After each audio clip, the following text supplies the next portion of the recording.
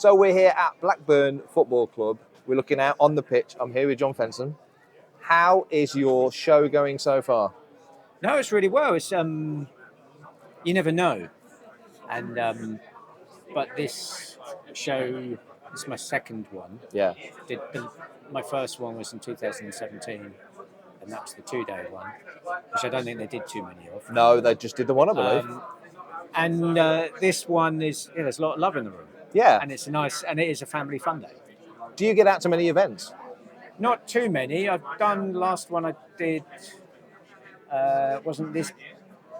I did it about a year and a half ago in Wales Comic Con. Right. But yeah, so I don't do too many. But this one, you go to some of the bigger ones, and it's all great and nice meeting people and all that kind of stuff. But this one is more touchy-feely, totally, and more very dedicated fan base sort of stuff, which is lovely. And I suppose as well, being the 25th anniversary, it's perfectly timed for you to get out, meet people and talk about it. Yeah, and there's a lot more love for Phantom Menace now. So the generation that grew up, which is their trilogy, there's a lot more love, and time is a great healer.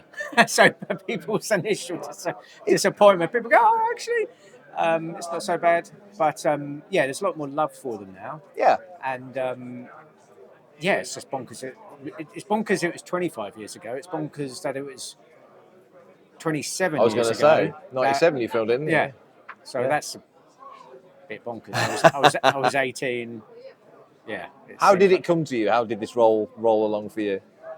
So my background was creature effects, makeup effects. Yeah.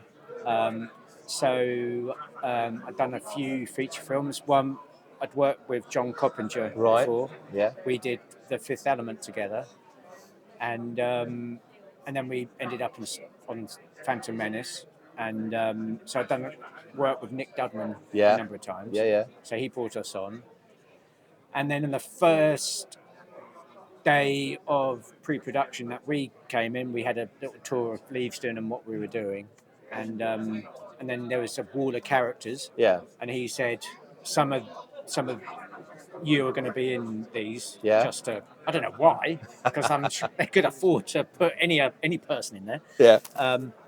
And then one of them was this protocol droid, originally called TC-14. Yeah. And they said, oh, we're going to have that character. Has a few lines. We don't know who's in that yet. And I was like, okay, I might be interested in that. Yeah. And then, and it came from there. So everybody else was starting to get little roles and things like that. And we started getting shipping containers from Skywalker Archive. Right. For references of the old creatures, as well as we were getting all the R2 units, bits of C-3PO, and various other bits and bobs, which was bonkers. I grew up with the film, so coming up face to face with these things was just bonkers. Yeah. And there was bits of protocol droid coming through. Yeah. So I'd occasionally try a little bit of body part on me, the arms and stuff like that, and then I said, "Ooh, can I have a go?" And fitted me perfectly, and that was history. And how did you feel finding?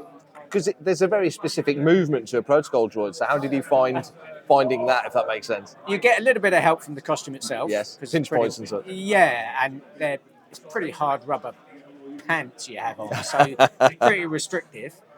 And then, we'd get the videos at the time, VHS. Yeah. And I'd go up and down and they'd film me, and there we go. An enjoyable experience. Yeah, I mean, I was 18. There was a lot of naivety. It was like, this is amazing. Look back now, and there was like youthful naivety there on this. If I did it now, I mean, I still work in the film industry, but if I was on a Star Wars set, everybody looking at me, George directing you, hitting your marks, you with Liam Neeson, Ewan McGregor, amongst others. Yeah, it was pretty bonkers. You might overthink it now. Yeah, exactly. Yeah. And you say, I mean, obviously it's more or better regarded now than it was then. We've had a lot of Star Wars between Phantom Menace and now. Why do you think other than the fact that, as you say, it was a generation's Star Wars, like A New Hope was mine, and the special editions was a big deal. This is like the special editions for kids who came up with that. Why do you think it's better regarded now? I think it is because of that. I think it is because there's the generation that grew up with it are sort of coming of age. Yeah. I think and like the original fans probably connected with their children who grew up with them. Yeah. And that's another way of connection, and there's a more warmth there. Yeah. I spoke to a father and son, and they said, well, we bond over watching Star Wars, and the chap who grew up with the prequels said that, well, they're mine. Yeah. They're the ones I grew up, and the originals were my dad's. And so I think there's more. I think everybody's memories and connections mature. Yes, that's a good way of putting it. Yeah. As they go. Yeah. And then I think with the newer ones coming out, that's all fresh, and so there's moments of like, oh, it's not so good. And, oh, I hark back to that bit. So I don't know, but I think it's the maturity of time passing has probably had something to do with it. Yeah. Yeah. You're still in the industry. What work have you done since Phantom Menace? So I've sort of do all sorts of stuff, music predominantly post-production. Yeah. Want to do some more directing stuff, but I've worked. We'll let the PA let Johnny talk. Finish.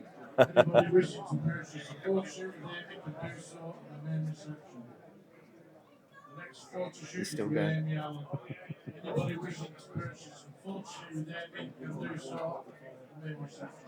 He needs the little xylophone thing, like hide, doesn't he? Yeah.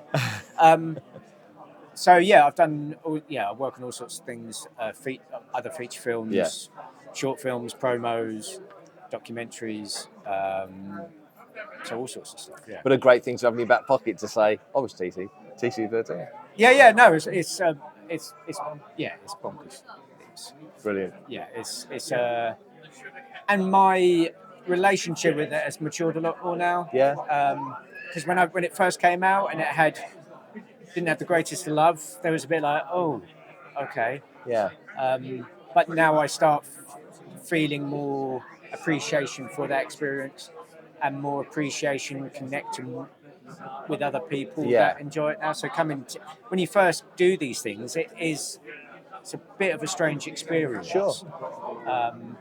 But I've done it quite a few times now, and it is nice to just talk to people and just say, well, what's connected you with this? What is it about these films that you love, and coming to the events you love? And it is just, I mean, certainly after we've all been through pretty up and down traumatic few years with lockdowns and stuff, this is a great time for us all to reconnect on a human level. All humans, aren't we? And we've all had experience, and it's lovely that people want to ask me about my experience, and I'm happy to share, and I relive it. So we're all living it vicariously again. Yeah. Well, I'm glad we've connected. Yeah. Thanks for your time. Thank you. Thank you.